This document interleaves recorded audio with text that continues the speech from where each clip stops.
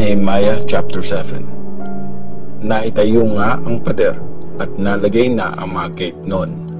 Na-assign na rin sa kanilang trabaho ang mga guard sa temple, mga singer, at iba pang mga Levites.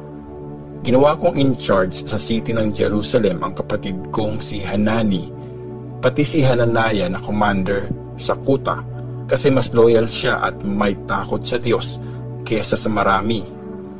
Sinabi ko sa kanila, bubuksan lang ang mga gate ng Jerusalem pag mataas na ang araw.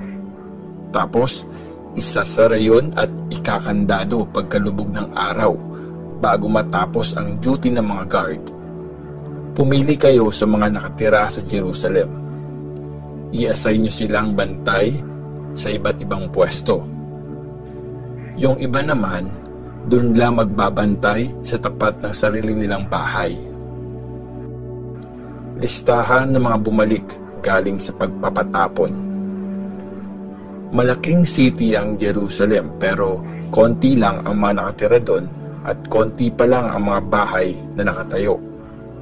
Nilagay ng Diyos sa puso ko na i-gather ang mga tao, mga leaders at mga officials at ilista ang records ng mga angka nila. Nahanap ko ang mga record ng mga naunang bumalik galing sa pagkabihag at ito yung nakasulat doon. Ito ang mga binihag ni King Nebuchadnezzar sa Babylon at bumalik sa Jerusalem at Judah, sa kanilang bayan.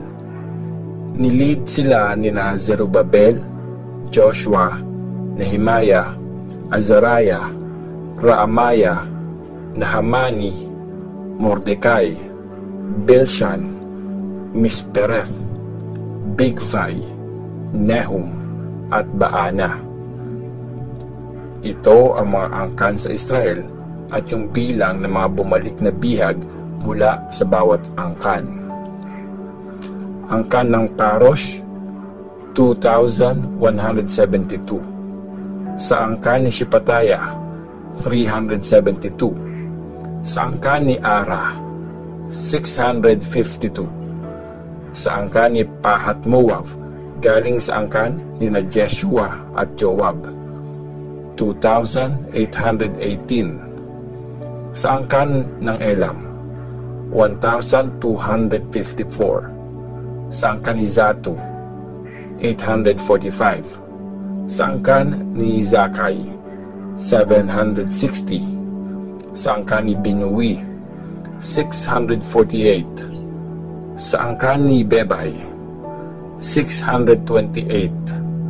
Sa angkan ni Asgad, 2,322. Sa angkan ni Adonikam, 667. Sa angkan ni Bigvai, 2,067. Sa angkan ng Adin, 655. Sa angkan ng Ater, tinatawag ding Hezekiah, 98. Sa angkan ni Hashum, 328. Sa angkan ng Bezai, 324. Sa angkan ng Harip, 112. Sa angkan ng Gibeon, 95. Ito naman yung bilang ng mga taong bumalik ayon sa mga bayan na tinirhan ng mga ninuno nila. Sa bayan ng Bethlehem at Netophah, 188. Sa bayan ng Anatoth, 128. Sa bayan ng Beth Asmabeth, 42. Sa bayan ng Kiryat Jearim, 42. Sa bayan ng Chepira at Beeroth, 743. Sa angkan ng Rama at Geba, 621. Sa angkan ng Mikmash, 122. Sa bayan ng Bethel at Ai, 123. Yung isa pang Nebo, 52. Yung isa pang Elam, 1,254. Sa bayan ng Harim, 320. Sa bayan ng Lod, Hadid at Ono, 721. Sa bayan na Sanea, 3,930. Ito yung mga angkan ng mga priest at yung bilang ng mga nakabalik galing sa pagkabihag. Sa angkan ng Jedaish, galing sa angkan ni Jeshua, ang bilang ay 973. Sa angkan ni Immer, 1,052. Sa angkan ni Pashur, 1,247. Sa angkan ng Harim, 1,017. Ito yung mga angkan ng mga Levites at yung bilang ng mga nakabalik galing sa pagkabihag. Sa angkan ng Jeshua at Kadmiel, galing sa angkan ni Hodaviah, 74. Mga musician sa temple, galing sa angkan ni Asaph, 148. Mga guard sa temple, galing sa angkan ni Shallum, Ater, Talmon, Akub, Hatita at Shobai, 138. Ito naman yung mga angkan ng mga nagsaserve sa temple na bumalik din galing sa pagkabihag.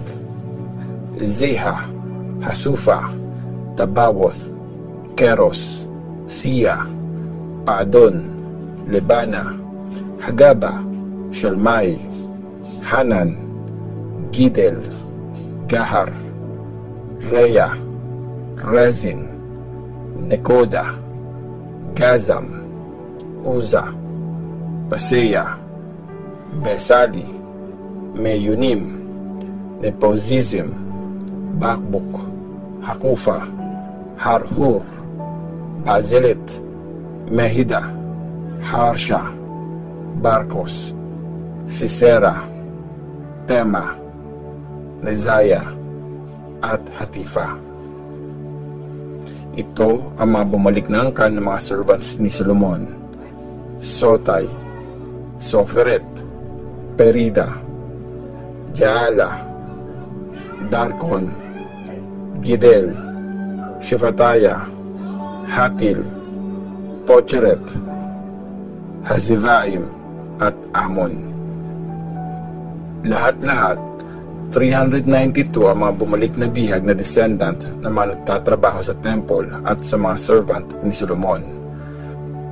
May 642 na galing sa angkan ni Delaya, Tobaya at Nekoda na bumalik mula sa mga bayan ng Tel-Mela, Tel-Harsha, Cherub, Adon at Immer, pero hindi nila napatunayan na Israelites talaga sila. Ito yung mga angkan ng mga priest na walang record ng pinagmulan nilang lahi: Hobaya, Hakoz at Barzilai.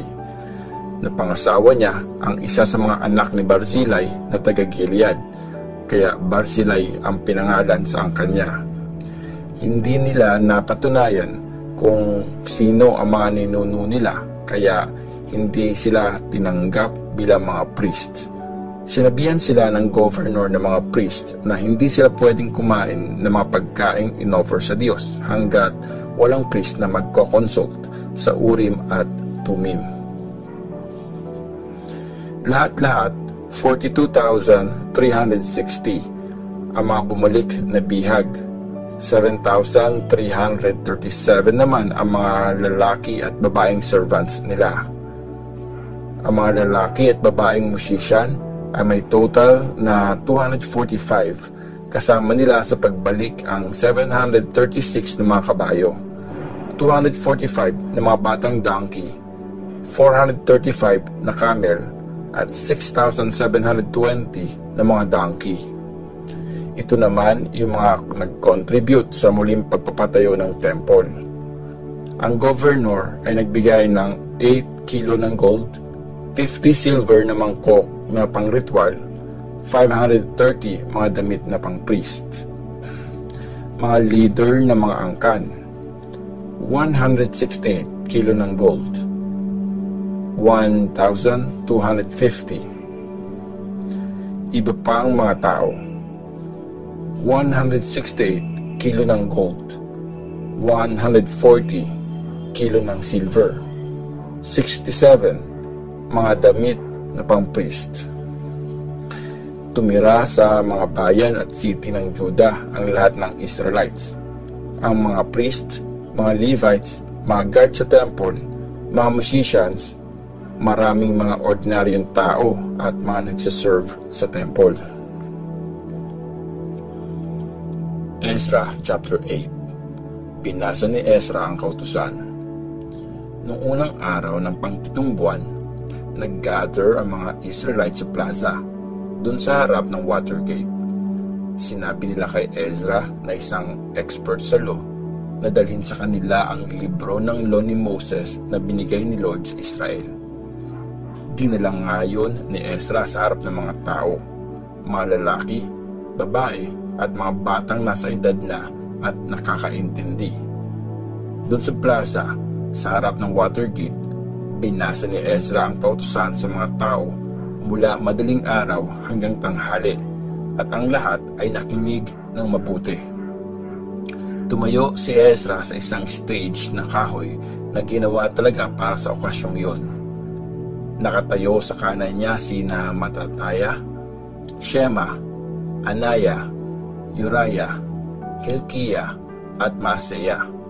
At sa kaliwa naman sina Pedaya, Mishael, Malkijah, Hashum, Hashbadana, Zegaraya at Mesulam.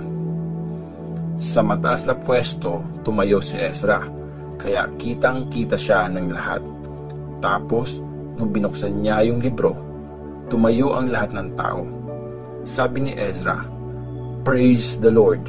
Siya ang powerful na Diyos." Tinaas ng mga tao ang mga kamay nila at sumigaw, "Amen! Amen!" Nagbaw sila na abot ang mukha sa lupa at nag-worship sila kay Lord.